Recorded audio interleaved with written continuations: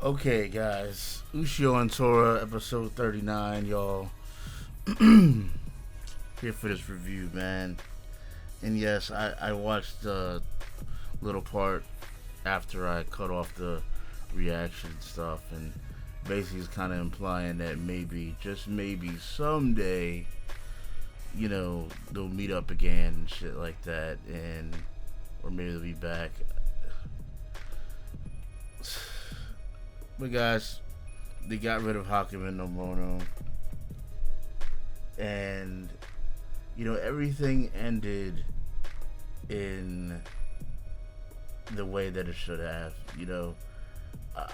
It's a shame. It really is a shame that Tora had to go, man. Like, dude was cool. He was the shit.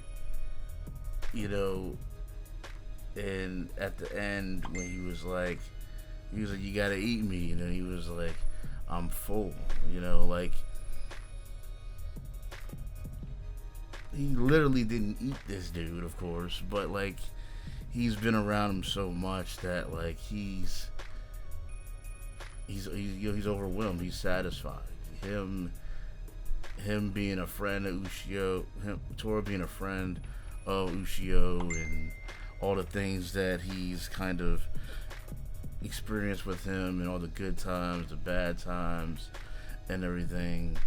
It's it was gratifying to Tora. He felt as if what he was there for in his life was complete by the end of the day.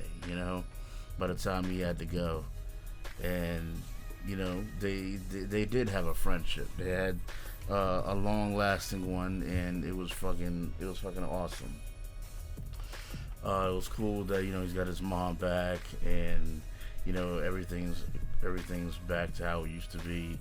The earthquake stopped and everything. All the yokai, the demons and stuff, they actually, I guess, turned to stone, and they actually supported the island from sinking anymore and stuff.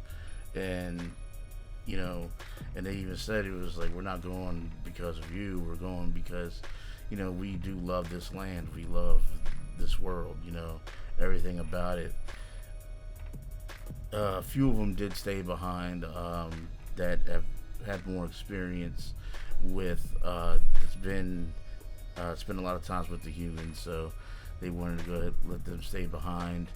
And Saya, she was going to go ahead and kind of sacrifice herself in a way and close the gate from the inside, but her girl did it for her, and she was able to see her mom and shit inside the gate as well, as they were closing it. So that was cool, man. But that last part when Ushio was leaving to go to school or whatever, and he saw and he looked at the pretty much where it all started, where he found Tora impaled with the beast spear. It really hit him, man. Saying he started crying and shit, and he was like, it was fun.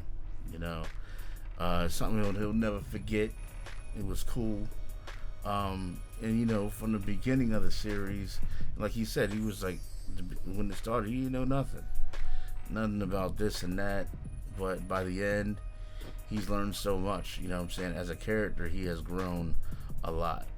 And even at the beginning, like, he was still a very kind of strong-willed character, but he just really transcended that, through all the different trials and tribulations that he was going through.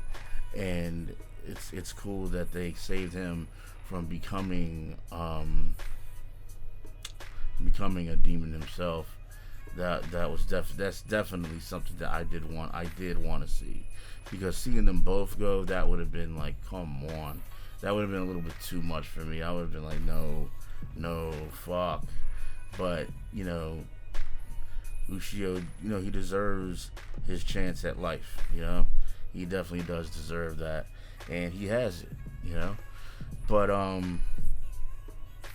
yeah, it was this from season 1 to season 2, guys. There's it had its ups and downs and stuff, but overall, it's been a very enjoyable ride, a very enjoyable series, guys, and I really can't say no more than that, man. It was a very cool watch. It was an awesome watch, and I like how everything kind of came together. The last several episodes, especially at the end. Now, besides that, and I mentioned it, I think I mentioned it several times throughout the reactions. The art direction in this fucking show, especially when they wanted to be really creepy or had some type of like, oh my god, like awesome, like the way that they would portray the evil and the sinister in this fucking anime was on point. Like, I think if they went ahead and tried to make something that was really scary, like something that was solely about horror, they could make something special. Because when it comes to a horror anime, I haven't really seen one that has really been scary per se, and it might be because of my age or whatever, but still, you know, you can still kind of tell when you see something and it's like, yo, that was creepy as shit, or that's pretty fucking scary, you know. Of course, sometimes you see things that are a little like cringy, or someone gets stabbed a certain way or whatever, you know, like certain things that happen in Corpse Party, for instance. But, you know, I think they would do a very good job because of how they kind of portrayed it in their series. But anyways, guys, that was Ushio and Tora. You know, and I said this from the beginning. I would have watched this whole thing regardless, because I watched the first season. I did live reactions to it. I was thinking about not finishing the live reactions to the second season, but I wanted to go ahead and finish it just because I already did a whole first season of it already. Not many people were really watching the reactions or the reviews. There were several hundred people, you know, and that's cool. But I wanted to go ahead and finish it out, definitely. But you know, I'm glad I did. I'm glad I did, even though, like I said, I would have watched it anyways on my own. But hopefully you guys really did enjoy watching it with me. Hopefully you guys enjoyed this series as much as I did. It was cool. It had its laughs. It had some cool ass characters, and you know, it was a very good, entertaining, you know, action filled, dramatic filled show. But alright, y'all, I'm out of here.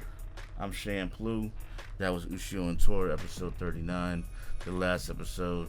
And I want to thank you guys for watching. As always, make sure you rate, leave your comments, let me know what you thought about it.